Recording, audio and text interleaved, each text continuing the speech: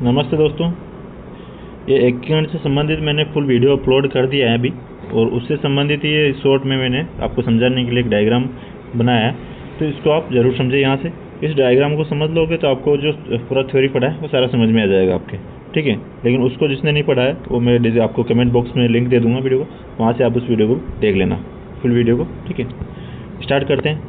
तो इनके नाम हैं। पहले तो जो इनकी जो स्थापना हुई थी कब हुई थी? 18 मार्च। स्थापना कब हुई थी? 18 मार्च। इसका जो पेन का कलर चेंज कर लेते हैं। यस, 18 मार्च, 25 मार्च, 18 अप्रैल, 30 अप्रैल, 15 मई और 20 जनवरी, और कब? 1 नवंबर को। तो इनका ट्रिक से याद करेंगे। पहले महीने याद करेंगे। तो महीनों के लिए है मा मी, ये इधर लिखा हुआ है, आप देख लेना। मा मी मा मी, आई मी को क्या बोलेंगे? मा प्लस ई, मी। जा मतलब मामा, अम्मी, जान, कब आएगी, ये ट्रिक है। तो मार्च, इससे आप बैठा देते माँ से बनेगा मार्च, और मार्च दूसरे से माँ से भी मार्च बन जाएगा, याद रखना। ये दूसरे माँ से भी मार्च बन गया, तीसरे माँ से भी मार्च बन गया, फिर दूसरे माँ से, और अ से अप्रैल बन गया, और माँ से मार्च बन गया। मई से यानी कि माँ प्लस ई से मई बन गया, और जा से जनवरी बन गया, और न से नवंबर बन गया। एक एक चीज़ को आप यहाँ से समझते चलिए। मुझे लगता है आपको समझाने में मुझे टाइम लग जाए, लेकिन आपको पूरा समझ में आ जाएगा, ठीक है।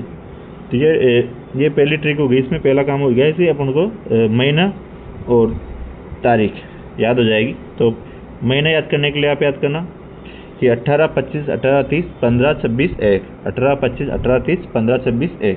और महीना मम्मी जान, अम्मी जान कब आएगी। तो ये ट्रिक से आप महीनों के नाम याद कर लेना। और जो महीने के बाद में आप क्या करना है, आपको इनका सन याद करना है। सन याद करना है। तो सन के लिए आपको क्या करना है? सन आपको ओनली 4 सन याद करने हैं: 1948, 1949, 1950 और 1956। तो 1950 में कौन कौन से आते हैं? जो 3 प्रथम, द्वितीय और तृतीय चरण, ये कब हुआ था? 1949 में। और दूसरा जो 1949 में 4 और 5, चौथा चरण और पंचम चरण। और 1950 में छठा चरण, और 1956 में सातवां चरण। तो आप याद रखना है 348, 250 और 348, 249, 150 और 156।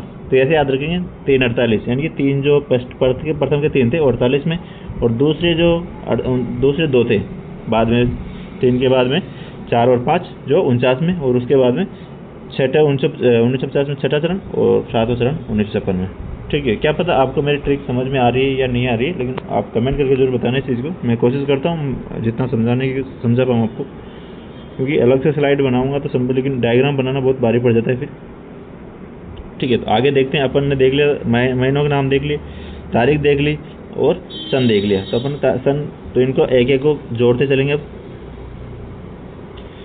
तो पहले जो प्रथम चरण था उसका नाम क्या था?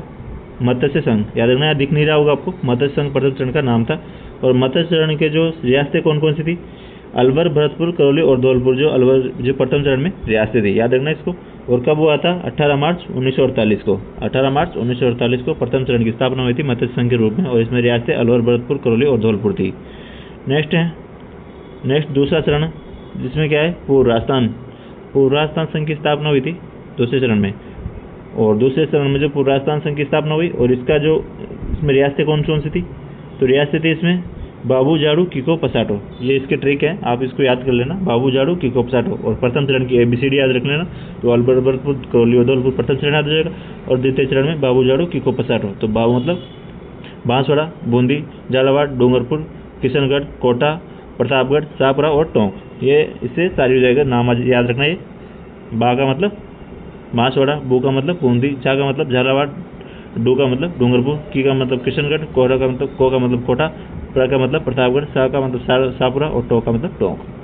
तो ये रियासतें हो गई दूसरे चरण में पूर्व राजस्थान संघ में, याद रखना।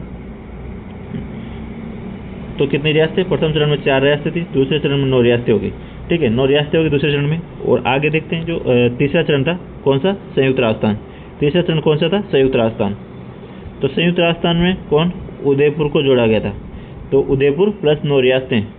मत्स्य संघ तो अलग रहा था, एक तो मत्स्य संघ तो अलग रहा था, इसकी 4 रियासतें, उसके बाद जो 9 रियासतें थी और इसमें उदयपुर में जोड़ दिया गया, तो कितनी रियासतें हो गई? 10 रियासतें हो गई थी इसमें संयुक्त राजस्थान में। पूर्व राजस्थान में कितना 9 रियासतें थी और इसमें उदयपुर जोड़ दिया गया पूर्व राजस्थान में, तो 10 रियासतें हो गई, तो संयुक्त राजस्थान नाम था इसका। अभी अपन सबको देखेंगे डिटेल से, इनके उद्घाटन करता है देखेंगे, ठीक है। और आगे है चौथा चरण। चौथा चरण में नाम क्या था? व्रत राजस्थान। चौथे चरण का नाम क्या था? व्रत राजस्थान। व्रत राजस्थान चौथे चरण का नाम था।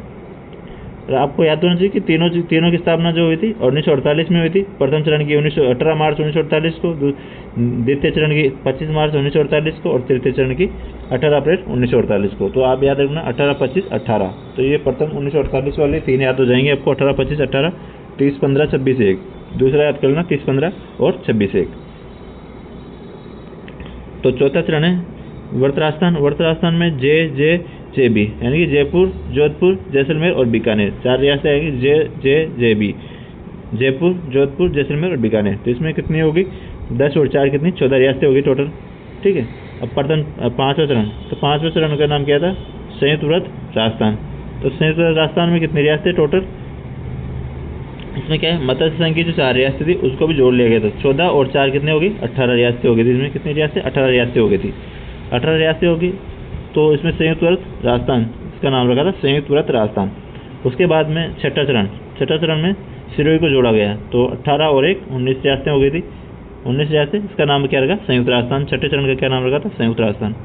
नेक्स्ट है सातवां चरण। सातवां चरण का नाम नवगठित या पुनर्गठित राजस्थान।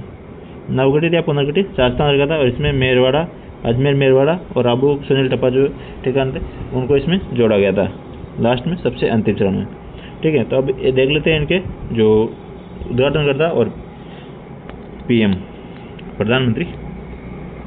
थोड़ा इसको जूम करता हूँ मैं, 1 मिनट। यस, जो प्रथम चरण का तो प्रधानमंत्री कौन था? प्रथम चरण का प्रधानमंत्री कौन था? प्रथम चरण है, 1 मिनट, क्या हो रहा है? प्रथम चरण है, प्रथम चरण का जो प्रधानमंत्री उद्घाटन करता था गौडगिल। दूसरे चरण का भी गौडगिल, तीसरे चरण में चाचा और चौथे चरण में पटेल। तो इनको याद रखने की ट्रिक है, गौडगिल चाचा पटेल, याद रखना, गौडगिल चाचा पटेल। और जो पंचम चरण में बाद में यही रहे थे, चेंज नहीं हुए थे, तो इनको 4 को याद रख लेना बस।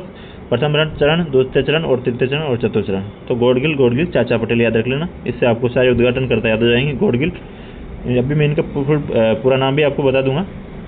नेक्स्ट है PM कौन थे? तो प्रथम चरण के तो हैं कुमावत, आशावा, वर्मा और शास्त्री। याद रखना कौन थे? कुमावत, आशावा, वर्मा और शास्त्री, जो यहाँ पे उद्घाटन करता थे। तो इनकी भी फुल फॉर्म है, आप इनको याद कर सकते हो। इनको ट्रिक से ऐसे याद कर लेना, कुमावत, आशावा, वर्मा, शास्त्री, कुमावत, आशावा, वर्मा, शास्त्री। तो इनको भी ऐसे आप याद कर लेना। तो कुमावत जो प्रथम चरण मत्स्य संघ का तो कुमावत, पूर्व राजस्थान का आशावा और संयुक्त राजस्थान का वर्मा और व्रत राजस्थान का शास्त्री। तो इनके मैं आपको फुल फॉर्म, इनके फुल नाम बताता हूँ एक बार।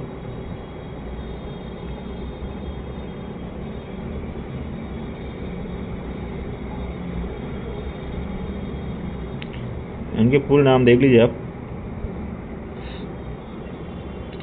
तो जो गौडगिल चाचा पटेल बताया था मैंने, तो गौडगिल का मतलब नरहरि विष्णु गौडगिल, इसका जो पूरा नाम है।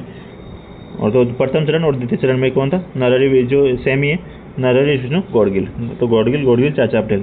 तो चाचा किसको कहते हैं? पंडित जवाहरलाल नेहरू को चाचा बोलते हैं, तो जवाहरलाल नेहरू। और सरदार वल्लभ भाई पटेल जो चौथे चरण के थे, सरदार वल्लभ भाई पटेल उद्घाटन करता। और इनके जो प्रधानमंत्री देखते PM प्रथम चरण का तो शोभाराम कुमावत, आशावा, वर्मा, शास्त्री, मैंने अभी ऊपर बताया था आपको पहले। तो शोभाराम कुमावत, गोकुल लाल आशावा, मणिकल लाल वर्मा और लाल शास्त्री। तो इनको सारे को याद रखना आप। तो शोभाराम कुमावत, गोकुल लाल आशावा, मणिकल लाल वर्मा और लाल शास्त्री। दोस्तों, आपको मेरी मेहनत थोड़ी पसंद आई है और आपको मेरी ट्रिक समझ में आई है। आई होप कि समझ में आई होगी, लेकिन क्या पता मेरा तरीका समझाने का अच्छा है या नहीं है, आई डोंट नो।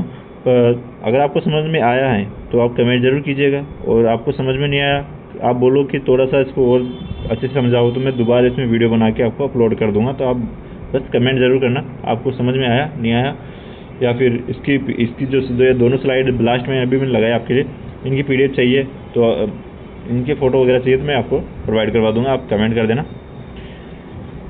और आपने जो इसकी जो थ्योरी वीडियो पूरी वीडियो है उसको नहीं देखी हो 20-25 मिनट की वीडियो, तो उसकी आपको वीडियो के डिस्क्रिप्शन में या कमेंट बॉक्स में लिंक मिल जाएगा, तो वहाँ से आप इस वीडियो को उसको पूरी वीडियो को देख लीजिए। वो अपलोड हो चुकी है और इसकी वीडियो भी अपलोड हो रही है अब।